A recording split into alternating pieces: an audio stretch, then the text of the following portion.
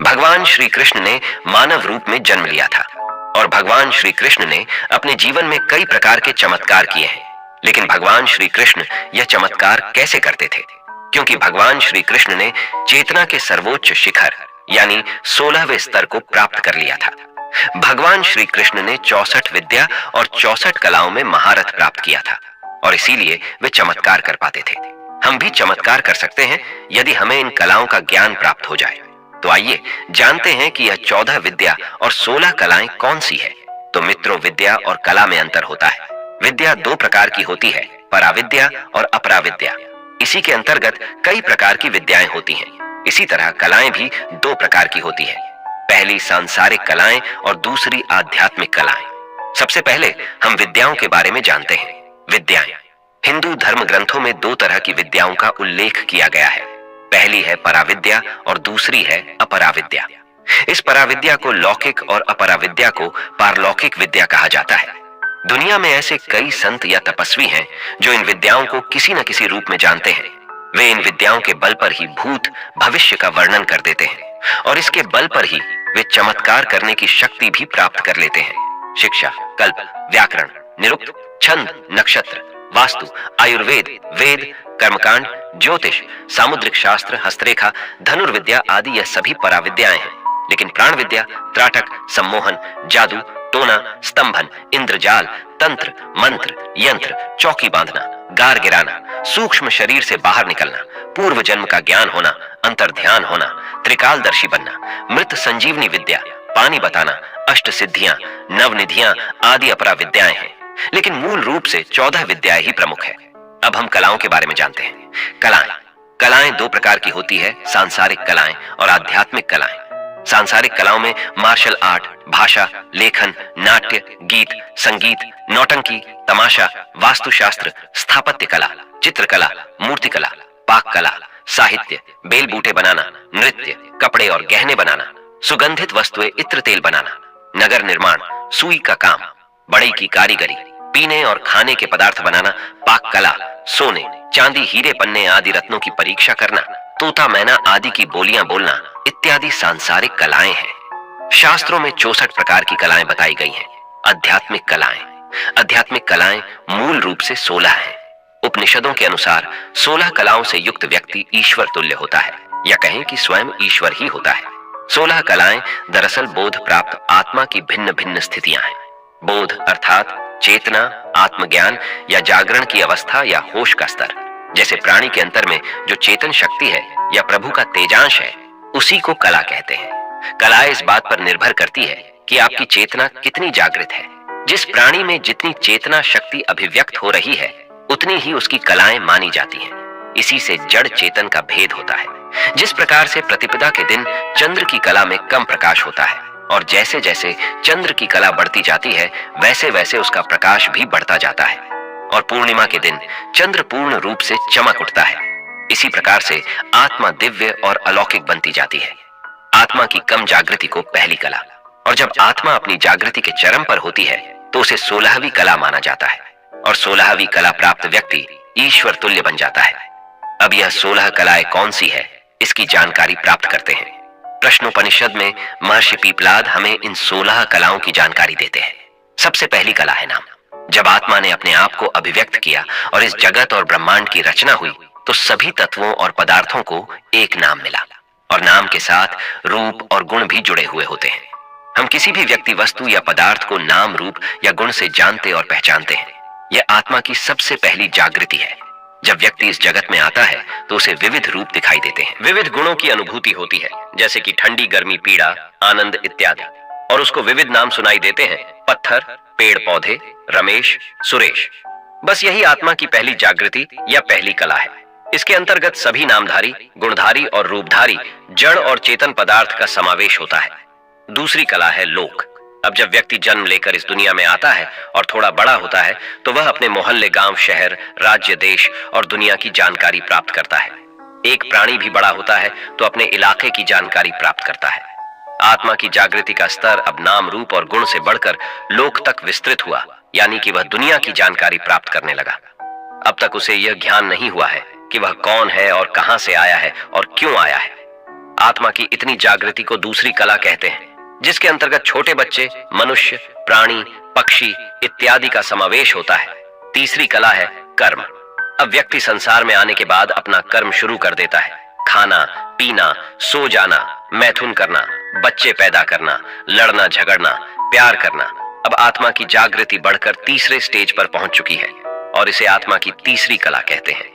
इस संसार में जन्म लिए हुए व्यक्ति को बस इतना ही ज्ञान है या जागृति है कि मेरा जन्म खाने पीने, सोने और बच्चे पैदा करने के लिए हुआ है। चौथी कला का नाम है मंत्र। अब व्यक्ति कर्म तो करता है, लेकिन उसे यह ज्ञान भी होने लगा है कि कौन सा कर्म सही है और कौन सा कर्म गलत है। उसे दूसरों को दुख नहीं पहुंचाना चाहिए, उसे दूसरों के हक का खाना नहीं खा जाना चाहिए। मैं सबके साथ मिलजुल कर रहूंगा, मैं दुखी लोगों की मदद करूंगा। जब व्यक्ति के ऐसे आदर्श बनने लगते हैं तब उसे मंत्र कहते हैं। आपने कई लोगों को कहते सुना होगा कि यह मेरा जीवन मंत्र है। अब व्यक्ति की चेतना प्राणियों से ऊपर उठ चुकी है। इसके अंतर्गत सिर्फ मनुष्य और कुछ बुद्धिशाली प्राणी ही आते हैं। यह आत्मा का चौथा स्टेज या चौथी कला है, जहां उसे ज्ञान या जागृति होने लगती है कि क्या अच्छा है, क्या बुरा है, क्या सही है, क्या गलत है। और इसी सोच को निर्देशित करने वाली दृष्टि को, आदर्श वाक्य को मंत्र कला कहा जाता है। इस जगत के अधिकतर लोग इस चौथी कला में ही जीते हैं और पूरी जिंदगी उससे ऊपर अपनी चेतना को नहीं ले जा पाते। अब पांचवी कला है तप।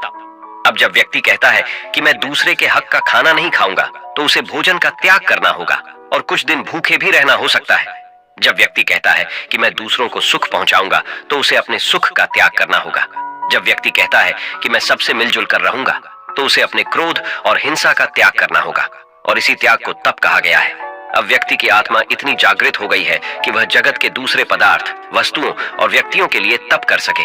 अब वह किसी को दुखी नहीं देख सकता, अब वह किसी के साथ हो रहे अन्याय को नहीं देख सकता और इसीलिए दूसरों को सुख पहुंचाने के लिए अपनी बाह्य और आंतरिक चीजों का त्याग करता है।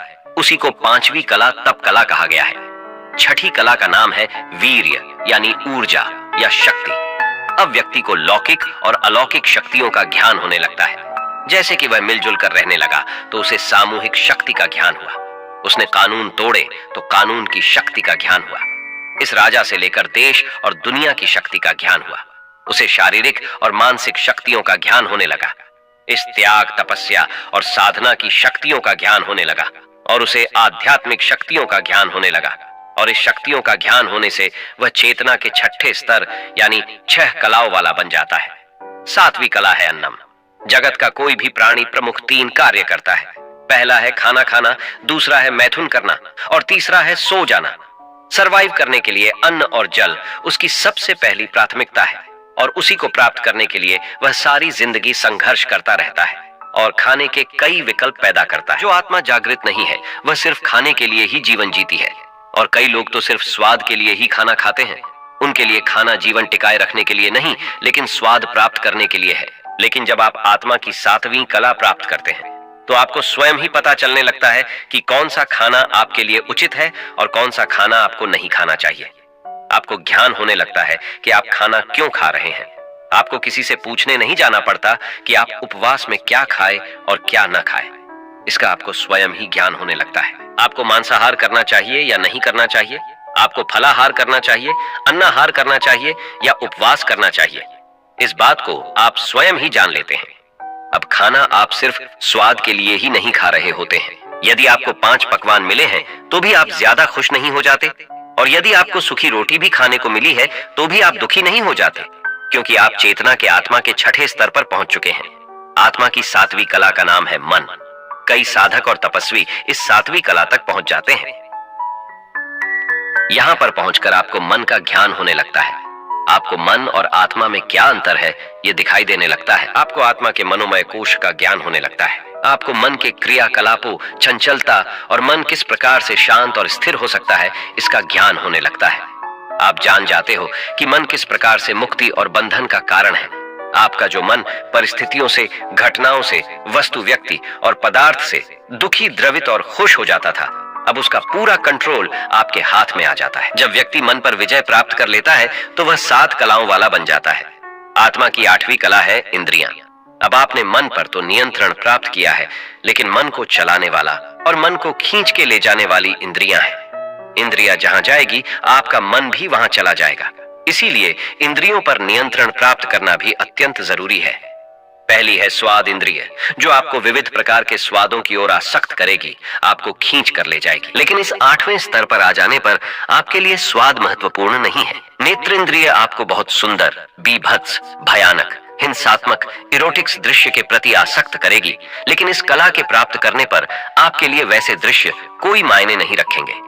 श्रवण इंद्रिय आपको मधुर संगीत, मीठी बातें, निंदा, गालियां जैसी आवाजों की तरफ खींच कर ले जाएगी, लेकिन ऐसी आवाजें आप पर कोई अच्छा या बुरा प्रभाव नहीं डाल सकती। जनन इंद्रिया आपको मैथुन के प्रति आसक्त करेगी, लेकिन आप मैथुन करें या ना करें, आप पर आपका उस पर पूर्ण नियंत्रण है। आपको पूर्ण जागृति होती है कि आपको मैथुन कब करना है और क्यों करना है, और कब नहीं करना है, और ब्रह्मचर्य का पालन करना है। इसी प्रकार सभी इंद्रियों पर आप नियंत्रण प्राप्त कर लेते हैं तो आप 8 कलाओं के स्वामी बन जाते हैं। और यहाँ तक कुछ सिद्ध योगी ही पहुंच सकते हैं जिन्होंने अपने मन और इंद्रियों पर पूर्ण नियंत्रण प्राप्त कर लिया है। 9वीं कला का नाम है पृथ्वी। मैं बड़ा हूँ, मैं सुंदर हूँ, मैं सबसे योग्य हूँ, मैं सबसे ईमानदार हूँ, सभी लोग मेरा बहुत आदर करते हैं, सभी मुझसे डरते हैं, सभी मुझे पसंद करते हैं, मेरी योग्यता के कारण लोग मुझसे ईर्ष्या करते हैं। ऐसे भावों से जब आप ऊपर उठ जाते हो, आपके अंदर से अहंकार नष्ट हो जाता है, तब आप पृथ्वी तत्व पर नियंत्रण प्राप्त कर देना शुरू करते हैं। आप जान जाते हो कि ना तो आप किसी से बेहतर हो और ना ही किसी से अलग हो और ना ही किसी से श्रेष्ठ हो, क्योंकि आपका निर्माण इस पृथ्वी तत्व के अणुओं से हुआ है, जिससे सारे ब्रह्मांड का भी निर्माण हुआ है। पृथ्वी तत्व के सक्रिय होने से अब आप में ठहराव आने लगता है, आपके विचारों में और आपके कार्यों में भी, और अब आपका मूलाधार चक्र सक्रिय होना शुरू हो जाता है। और जब पृथ्वी तत्व पर पूर्ण नियंत्रण प्राप्त हो जाता है तो आपको कई सिद्धियां मिलना शुरू हो जाती हैं। आपको अणिमा और लगिमा नाम की सिद्धियां प्राप्त होती है, यानी आप अपने शरीर को बड़ा या छोटा कर सकते हो। आप किसी भी पदार्थ को किसी अन्य पदार्थ में रूपांतरण कर सकते हो। आप शरीर पर पड़े जख्मों को ठीक कर सकते हो। आप किसी भी बीमारी को ठीक कर सकते हो। आप में हीलिंग पावर आ जाती है और इस प्रकार से आप 10 कलाओं के मालिक बन जाते हैं। 10वीं कला का नाम है जल। अब आपकी चेतना का स्तर इतना ऊपर उठ चुका है कि आप जल तत्व यानी कि जो विविध फोर्स यानी कि बल है, जैसे कि गुरुत्वाकर्षण बल, विद्युत चुंबकीय बल, पेशीय बल, यांत्रिक बल, घर्षण बल, इसका ज्ञान प्राप्त होने लगता है। और इसके लिए आपको कोई वैज्ञानिक होने की जरूरत नहीं है।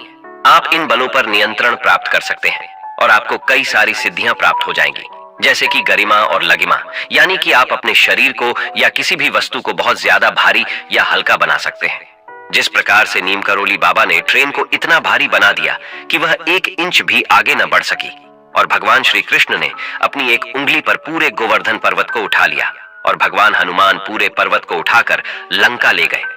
आप में काबिलियत आ जाती है कि आप किसी भी चीज को आकर्षित कर सकते हैं, उसे अपने पास ला सकते हैं या दूर भेज सकते हैं। आप अपनी बुद्धि का निरीक्षण करने में और उसका सही उपयोग करने में सक्षम बन जाते हैं। 11वीं कला का नाम है अग्नि। अब आपकी तीसरी आंख यानी कि ज्ञान चक्षु खुल जाते हैं। आप किसी भी वस्तु में आग पैदा कर सकते हैं। आप ठंडी या गर्मी यानी कि तापमान पर नियंत्रण रख सकते हैं। आपका आभा मंडल यानी कि ओरा मंडल बहुत ज्यादा बड़ा होने लगेगा। अब आपको प्राप्ति नाम की सिद्धि प्राप्त हो जाती है, जिसके अंतर्गत आप किसी भी पशु पक्षी और जीव जंतु की भाषा को समझ सकते हैं। 12वीं कला का नाम है वायु। अब आपकी आत्मा इतनी ऊपर उठ चुकी है कि आप वायु तत्व पर नियंत्रण प्राप्त कर आकाश में उड़ सकते हैं और जमीन के अंदर भी जा सकते हैं, पानी के अंदर भी कई दिनों तक रह सकते हैं। इसी को प्राकाम्य सिद्धि कहते हैं, जो वायु तत्व पर नियंत्रण प्राप्त करने से मिलती है। 13वीं कला का नाम है आकाश। आकाश तत्व में पूर्ण नियंत्रण हो जाता है। कहा हुआ प्रत्येक शब्द सत्य होता है। समस्त पंचभूतों से एकरूपता हो जाती है और सब पर नियंत्रण हो जाता है। जड़ चेतन इच्छानुसार कार्य करते हैं। इन 13 कलाओं पर नियंत्रण प्राप्त करने के बाद मनुष्य भगवान बन जाता है।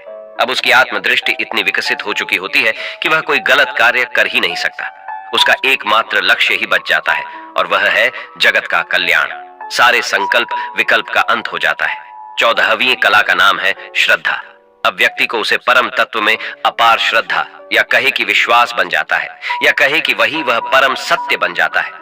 उसका समय पर नियंत्रण हो जाता है। देह वृद्धि रुक जाती है अथवा अपनी इच्छा से होती है। व्यक्ति सर्वव्यापी हो जाता है, एक साथ अनेक रूपों में प्रकट हो सकता है। वह पूर्णता अनुभव करता है। वह मृत्यु पर नियंत्रण प्राप्त कर लेता है और उसे इच्छा मृत्यु प्राप्त होती है। व्यक्ति हजारों वर्षों तक जीवित रह सकता है। 15वीं कला का नाम है प्राण। इस कला से युक्त पुरुष में व्यक्त अव्यक्त की सभी कलाएं होती हैं। यही दिव्यता है। व्यक्ति दिव्य प्रकाश रूप बन जाता है। ऐसा कुछ भी नहीं है जो व्यक्ति रूपी भगवान ना कर सके। ये बहुत ही उच्च कोटि की आत्मा की जागृति है। 16वीं कलम है ईशत्व। इस कला को प्राप्त आत्मा कारण का भी कारण हो जाता है। यह अव्यक्त अवस्था है। अब व्यक्ति अपना स्वयं का लोक बना सकता है, ब्रह्मांड बना सकता है। वह व्यक्त भी हो सकता है और अव्यक्त भी बन सकता है। अब उसमें और परम तत्व में कोई अंतर नहीं रह जाता। तो मित्रों, आपने इस प्रस्तुति में आत्मा की 16 कलाओं के बारे में जाना, जिसे महर्षि पीपलाद ने हमें प्रश्नोपनिषद में बताया है, जो आत्मा की जागृति के अलग अलग स्तर है। यदि आपको हमारी ये प्रस्तुति पसंद आ रही है तो लाइक एंड कमेंट करें।